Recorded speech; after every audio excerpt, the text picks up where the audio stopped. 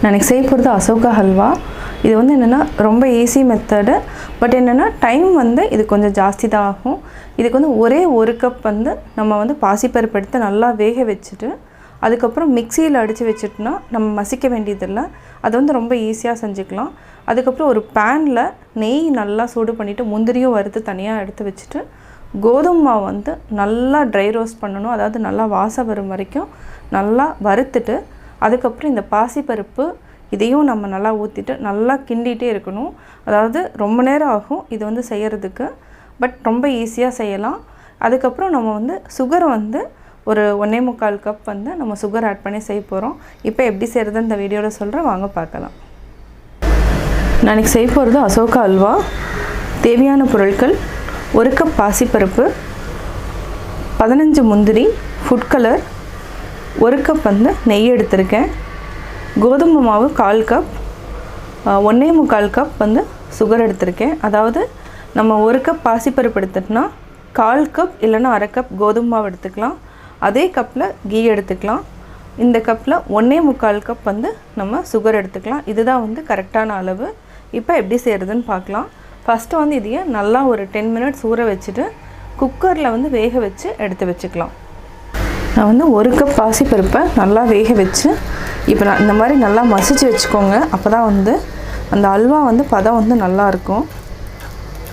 இல்லைனா இதை வந்து மிக்சியில் ஒரு அடி அடிச்சும் நம்ம வச்சுக்கலாம். நம்ம பேன் வச்சுட்டோம். ஃபஸ்ட்டு வந்து நம்ம முந்திரியை வறுத்து எடுத்துக்கலாம். கீ வந்து 1 டேபிள் ஸ்பூன் ஊற்றிருக்கேன்.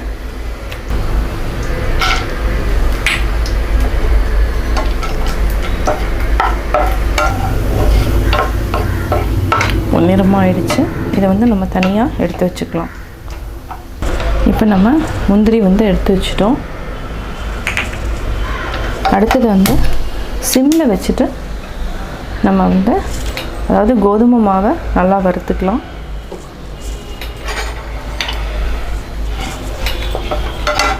இதுக்கு வந்து மெயினாக வந்து கீ தான் வந்து கொஞ்சம் தேவைப்படும். கட்டி பிடிக்காமல் நம்ம பார்த்துக்கணும். பொறுமையாக அப்படியே கிளறிட்டே வாங்க. இது ஒரு பேஸ்ட் மாதிரி நம்ம பண்ணிட்டோன்னா ஈஸியாக இருக்கும். இது நல்லா மிக்ஸ் பண்ணிகிட்டே வாங்க.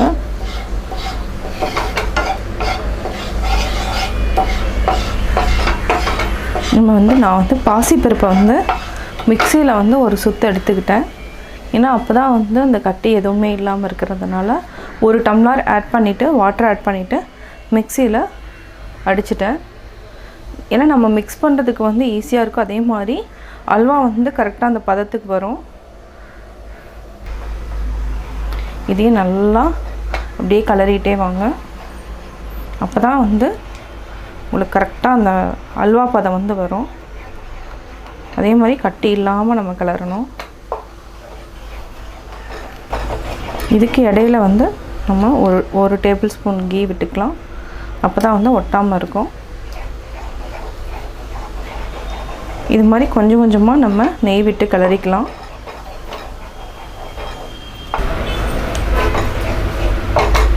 இந்த மாதிரி நல்லா மிக்ஸ் பண்ணிகிட்டே வாங்க.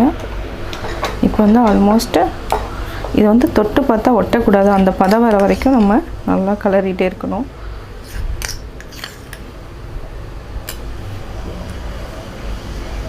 கீ வந்து ரொம்ப இருக்குதுன்னு நீங்கள் ஃபீல் பண்ணிங்கன்னா நம்ம நார்மல் ஆயில் கூட ஆட் பண்ணிக்கலாம். அதாவது பேன்லேயே ஒட்டாமல் இருக்கணும். அப்போ தான் வந்து நல்லா வெந்துருச்சுன்னு அர்த்தம். இப்போது நல்லா வெந்துருச்சு.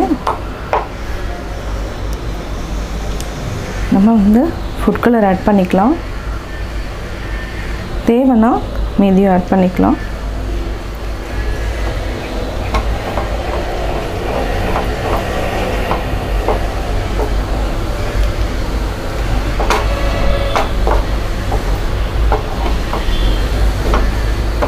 இப்போ வந்து நம்ம சுகரும் போட்டுக்கலாம்.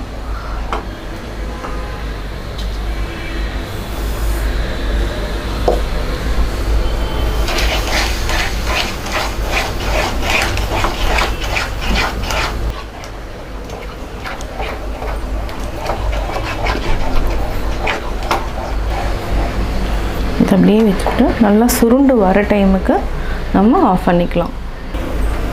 இப்போது நல்லா வெந்துட்டுருக்கு. சுருண்டு வர டைமுக்கு நம்ம எடுத்துக்கலாம். அல்வா வந்து ரெடி ஆயிரும்.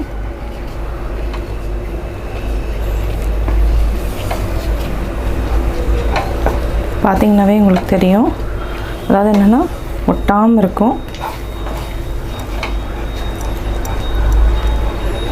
இப்போ நம்ம ஒரு 2 மினிட்ஸில் நம்ம ஆஃப் பண்ணிக்கலாம். ரெடி ஆகிடுச்சு. இப்போ பார்த்திங்கனாவே தெரியும், நல்லா சுருண்டு வந்திருக்கு. இப்போ ஆஃப் பண்ணிவிட்டு நம்ம வேறு கண்டெய்னரில் மாற்றிக்கலாம். அதுக்கு மேலே நம்ம முந்திரி தூவிக்கலாம். இப்போ ஆஃப் பண்ணிக்கலாம். இப்போது அசோகா அல்வா ரெடி ஆகிடுச்சு. மாற்றிட்டோம்.